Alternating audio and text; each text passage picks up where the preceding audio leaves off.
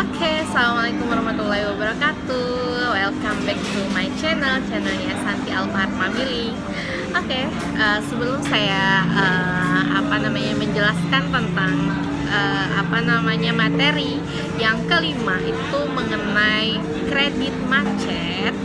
Jangan lupa bagi teman-teman yang belum subscribe, silahkan di subscribe. Dan bagi teman-teman yang merasa video ini bermanfaat, boleh di like atau komen, dan juga nyalakan tanda loncengnya ya, agar setiap saya update bisa teman-teman bisa tahu gitu, dan bisa langsung nonton. Oke, di sini saya ingin menjelaskan tentang tentang kapan si bank itu akan menyita aset kalau misalnya si debitur atau si nasabah itu tidak membayar cicilannya dalam jangka waktu tertentu. Contohnya misalnya gini, ada nasabah dia pinjam uang ke bank terus dengan cicilan 1 bulannya itu misalnya dia pinjam 100 juta dalam waktu 5 tahun misalnya.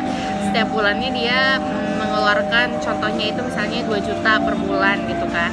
Nah, misalnya dia itu setelah dilakukan kesepakatan, si yang peminjam ini harus membayar cicilannya itu ke bank itu misalnya setiap tanggal 1 gitu kan, setiap tanggal 1 di awal bulan. Nah, jika pas proses pendebetan biasanya debet otomatis ya, pas si rekening itu nggak ada dananya, otomatis kan tidak terdebet kan si biaya cicilan dia yang 2 juta per bulan tadi. Nah, maka untuk proses yang dilakukan oleh pihak bank itu misalnya dia telat 1 hari, nah maka bagian admin bank biasanya telepon si nasabah yang bersangkutan, kenapa rekeningnya masih kosong, sehingga bank tidak berhasil untuk mendebit rekening nasabah tersebut. Nah, kalau misalnya setelah 1 hari si nasabah tersebut sudah dikasih tahu, terus dia bilang iya nanti diisi, ternyata setelah 1 hari terus seminggu ternyata nggak ada lagi, dia di rekeningnya masih kosong, terus pihak debitur itu belum juga mengisi saldo rekeningnya, sehingga pihak bank tidak bisa mendebet cicilannya itu. Nah, maka dari itu pihak bank akan melakukan setiap 1 minggu sekali itu si nasabah atau debitur yang bersangkutan akan ditelepon setiap seminggu sekali.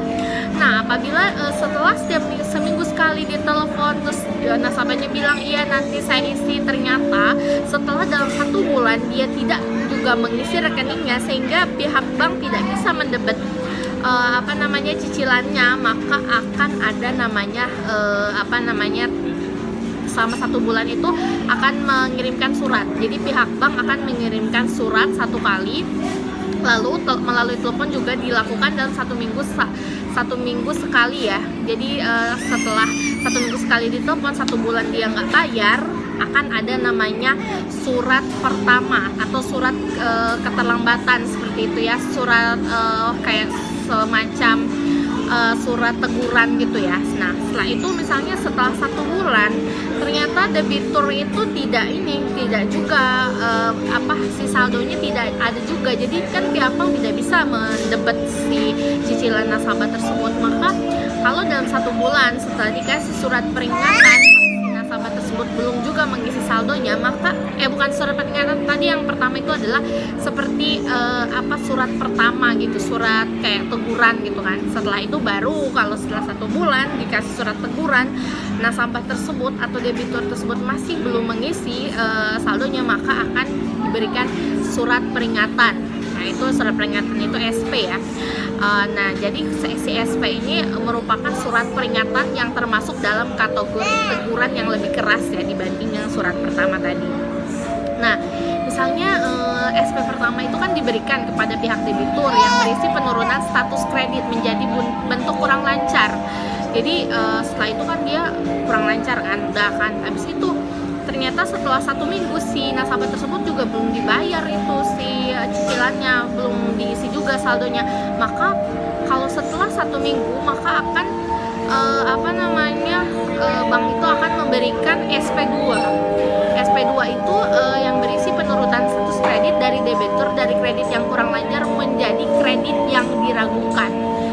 tadi SP1 kredit kurang lancar, SP2 kredit yang diragukan. Jadi si nasabah itu termasuk ke dalam kategori kredit yang diragukan. Setelah itu, misalnya setelah SP2 juga tidak diindahkan oleh pihak debitur dan peminjam tidak menunjukkan itikat baik, maka SP3 pun akan dikirim dan isinya adalah status debitur menjadi kredit macet. Jadi yang pertama surat teguran setelah 1 bulan, setelah itu misalnya tidak diindahkan SP1 surat peringatan yang lebih keras dan si nasabah tersebut statusnya menjadi kredit kredit sebentar, aku salah saya. Surat pertama itu kan tadi yang SP pertama itu penurunan status kredit menjadi bentuk kurang lancar. Setelah yang SP2 berarti kredit yang diragukan. Baru kalau SP3 itu disebutnya kredit macet. Setelah itu kalau misalnya semua surat belum bisa diindahkan juga setelah kirim 3 surat, maka pihak bank tidak akan lagi memberikan surat ataupun peringatan apapun dan lebih memilih tindakan tegas, yaitu berupa penyitaan aset yang akan diamankan sebagai jaminan kredit. Jadi sebenarnya bentuk pengamanan aset dalam hal ini bukan disebut sebagai penyitaan, hanya saja aset tersebut diawasi oleh pihak bank. Penyitaan itu akan dilakukan ketika si penyitaan aset yang berstatus pengamanan aset misalnya juga belum dibayar juga, maka terpaksa bank akan melakukan penyitaan aset ya. Nah, kalau penyitaan aset itu kan kita tahu ya, kadang suka lewat tuh kalau rumah ini disita. Nah, itu tuh biasanya debitur yang tidak bisa membayar cicilannya ke bank, seperti itu ya. Jadi jelas ya. Yang pertama, kalau tidak bayar telat sehari ditelepon, kalau juga tidak mau bayar juga SP teguran. Setelah SP teguran, SP1 berupa si nasabah berstatus kredit tidak lancar, SP2 kredit diragukan, SP3 kredit macet, dan yang terakhir baru kita lakukan penyitaan aset. Oke, mungkin itu saja materi yang pertemuan kelima tentang kredit ya, tentang kredit perbankan. Nah, di sini saya mengambilnya spesialis ke kredit macet. Oke, mungkin itu saja materi dari saya. Terima kasih sudah menonton. Sekali lagi jangan lupa subscribe dan mudah-mudahan video ini bermanfaat ya. Assalamualaikum warahmatullahi wabarakatuh. Bye bye.